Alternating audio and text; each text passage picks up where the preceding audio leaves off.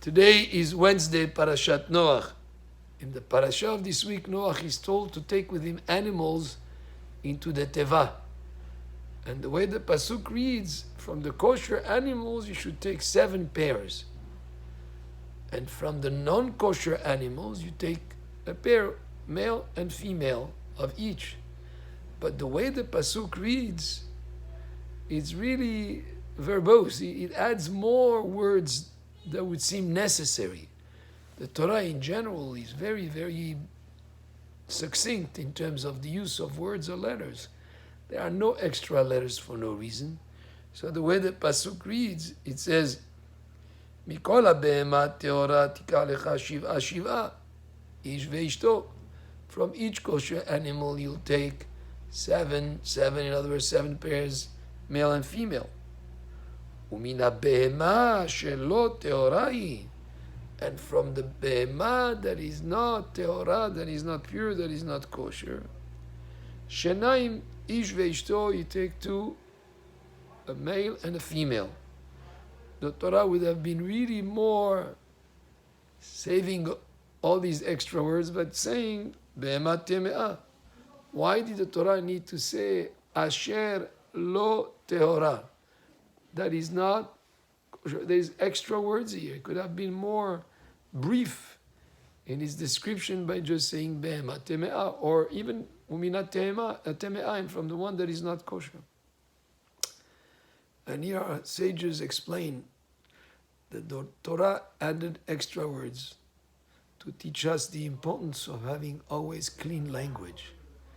Even using the word teme'ah, which means impure, the Torah would have preferred to use the word tehora and use a negative description, asher lo tehora.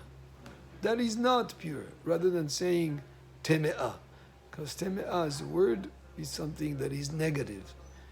And the Torah teaches us how careful we have to be with our language. To use clean language, if you can, even in describing something with an adjective, better to say it in a way that uses only words that are positive, with a description that indicates what it is. And the use of proper language, of proper words, of being careful with our mouth is very, very important. Shri David HaMelech said in Tehillim, Mi ha'ish hachafetz chaim, who's the person who wants life, wants to have good days? Netzor leshoncha mera usfatecha midarber mirma. Refrain from saying anything bad or saying deceitful words. Because the more you are careful with your language and what you say, and definitely not saying lashon hara or not say foul language, the more you keep your language pure, the more you'll deserve good life and good days.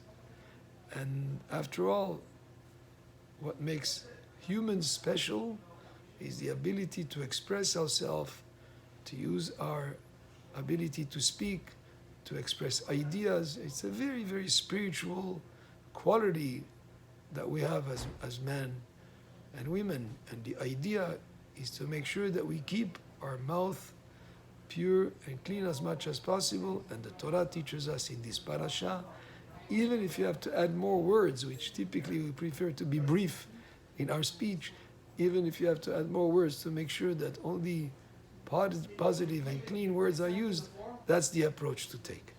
Baruch Adonai le'olam. Amen ve'amen.